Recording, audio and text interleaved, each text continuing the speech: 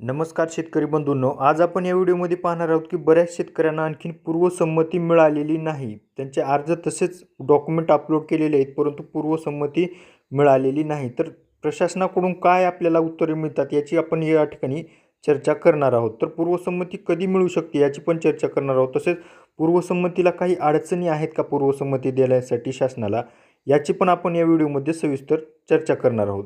जर तुम्ही आपला व्हिडिओ पहिल्यांदा सुरुवातीला पाहत असाल तर आपल्या चॅनलला सबस्क्राईब करून ठेवा, कारण की असेच नवीन नवीन अपडेट आपल्या चॅनलवर टाकले जातात. चला तर मग आपण आपल्या मुद्द्याकडे वळूयात की आता बऱ्याच जिल्ह्यामध्ये पूर्वसंमती आणखीन मिळण्यासाठी काही काही जिल्ह्यामध्ये चालू झालेले आहे, कारण की काही जिल्ह्यामध्ये आता जिल्हा परिषदच्या निवडणुका चालू आहेत. तर काही जिल्ह्यामध्ये जे अगोदर ॲप्लिकेशन डॉक्युमेंट अपलोड केलेले आहेत त्यांना पूर्वसंमती हे मिळत आहेत काही शेतकऱ्यांना. तर अनेक जिल्ह्यामध्ये पूर्वसंमती हे आणखीन पेंडिंग आहेत. बऱ्याच शेतकऱ्यांनी डॉक्युमेंट अपलोड केलेले आहेत. वस्तूचं कोटेशन असेल, टेस्ट रिपोर्ट असेल, डीलर सर्टिफिकेट, आधार कार्ड, बँक पासबुक हे असे डॉक्युमेंट अपलोड केलेले आहेत, परंतु आणखीन पूर्वसंमती बऱ्याच शेतकऱ्यांनाही मिळालेली नाही. तर आता ही पूर्वसंमती कधी मिळू शकते? तर पूर्वसंमती आता या ठिकाणी 1 ते 1.5 लाख लाभार्थी महा-डी-बी-टीमध्ये पाठीमागच्या 2 ते 3 महिन्या अगोदर बऱ्याच शेतकऱ्यांना जो काही अर्ज असेल, प्रत्येक घटकामधला यांत्रिकीकरण असेल किंवा मनुष्यचालित यंत्र असेल, जे काही प्रोफाईलमध्ये पेंडिंगला अर्ज होते त्या सर्व अर्जांना महाराष्ट्र शासनाने ही परवानगी दिलेली आहे.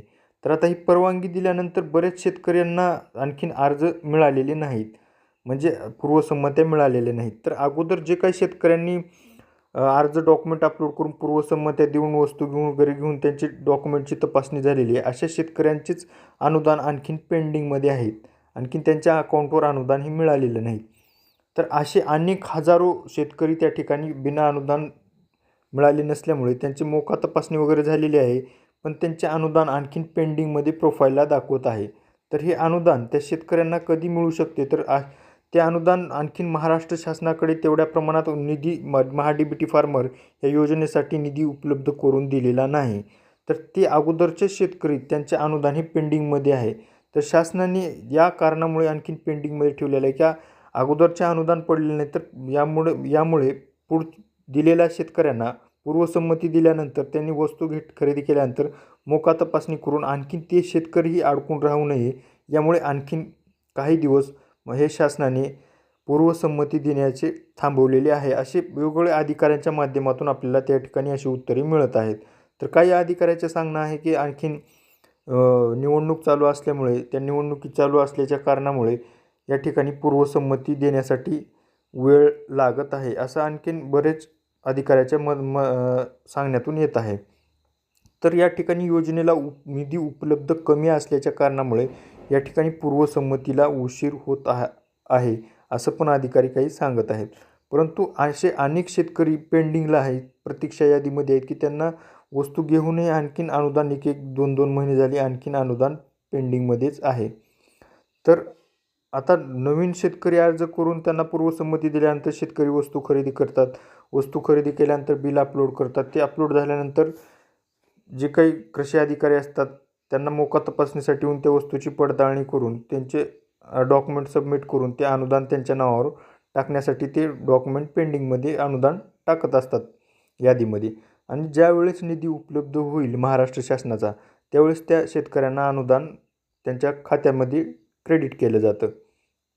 तर ज्यावेळेस या ठिकाणी निधी एकदम कमी उपलब्ध असल्यामुळे अशा बऱ्याच योजना जे कृषी यांत्रिकीकरण असेल किंवा ज्या योजना राज्यामध्ये राबवत आहेत शासन, या निधी उपलब्ध नसल्यामुळे या ठिकाणी बऱ्याच योजना ह्या पेंडिंगमध्ये आहेत किंवा प्रतीक्षा यादीमध्ये आहेत. त्यांना अनुदानही व्यवस्थित मिळत नाही.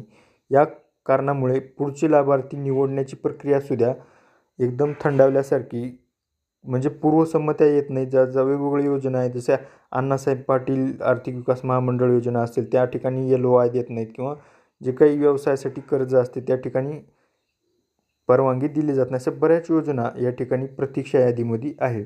तर आता आपल्याला महा-डी-बी-टीचा विचार करायचा असेल तर महा-डी-बी-टीचे डॉक्युमेंट आपल्याला जे काय अर्ज असेल ते अपलोड करून ठेवायचे आहेत.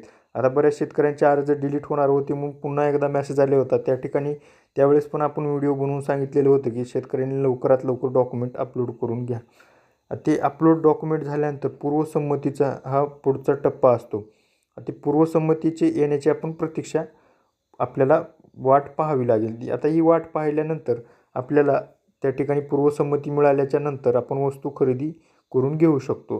कारण की पूर्वसंमती मिळाल्याच्या अगोदर जर वस्तू खरेदी केली तर ती वस्तू हे अनुदानास पात्र ठरू शकत नाही.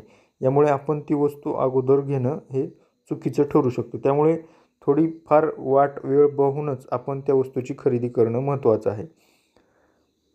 आता तुमचे आणखीन जर काही प्रश्न याबद्दल महा-डी-बी-टी योजनेबद्दल असतील तर तुम्ही कमेंटमध्ये विचारू शकता.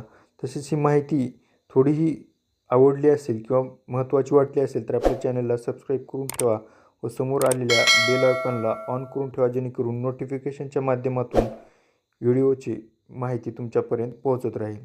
धन्यवाद.